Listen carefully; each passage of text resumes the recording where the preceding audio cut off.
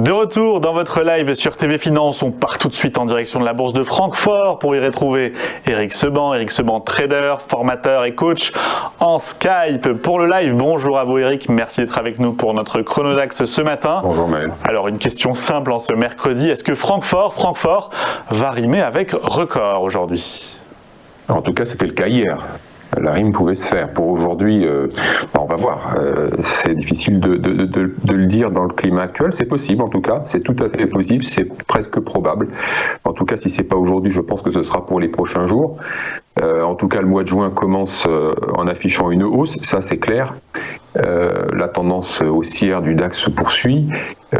À part janvier, depuis le début de l'année, ce ne sont que des mois en progression.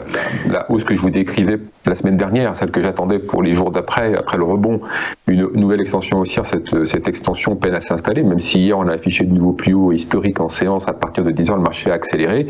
À 13h, il s'est retourné, et même si on a terminé la séance en affichant toujours un record historique en clôture, l'après-midi, il n'a fait que se retourner, enfin que retracer ce qu'il avait gagné le matin.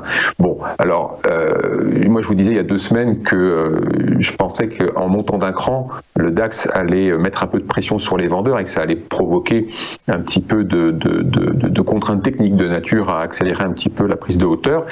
Et je pense que c'est ce qui s'est passé hier matin. C'est-à-dire qu'on a sans doute assisté à des déclenchements de stock qui ont alimenté la hausse.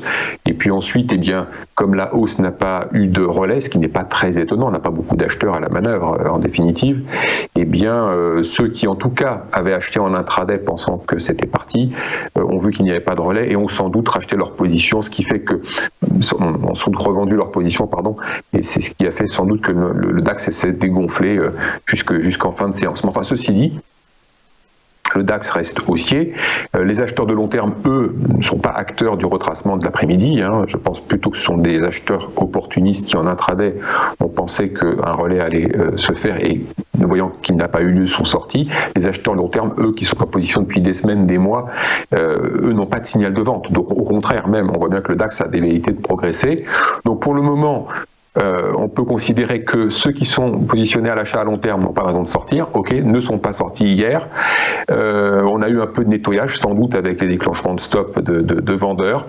Et donc ça veut dire que maintenant, eh bien, en tout cas si l'analyse est juste, sur ce qui s'est passé hier, le DAX a ce qu'il faut pour pouvoir justement progresser. En tout cas, s'il doit le faire, ça va être là. Ça va être aujourd'hui, demain, d'ici la fin de la semaine. C'est là que j'entends que la hausse se mette en place pour confirmer cette analyse. Alors la hausse en direction de quoi? En direction toujours du même objectif, celui que je vous ai indiqué déjà en avril, qui est un objectif théorique.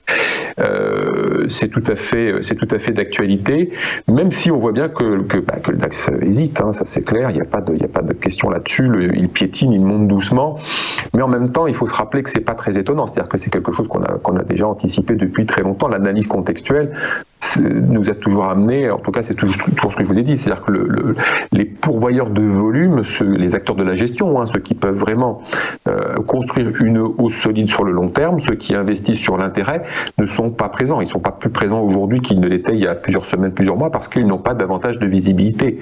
Or, ces pourvoyeurs de volume sont ceux qui sont les pourvoyeurs de flux d'intérêt. Et aujourd'hui, le DAX, il monte plus sur des flux de contraintes, ceux de la spéculation.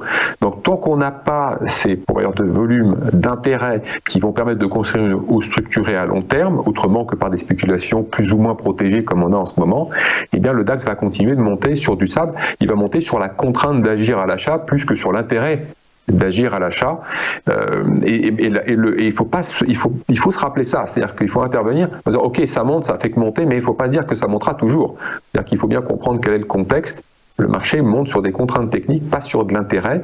L'intérêt, il viendra des gestions, et les gestions, tant qu'elles n'auront pas de visibilité, eh bien, elles ne seront pas les pourvoyeurs d'une construction solide. Ça ne veut pas dire que le DAX est vulnérable, c'est pas ce que j'ai dit. Il n'est pas vulnérable parce que sa construction s'est faite à base de protection, c'est-à-dire que beaucoup de ceux qui ont acheté sont protégés, notamment par des options.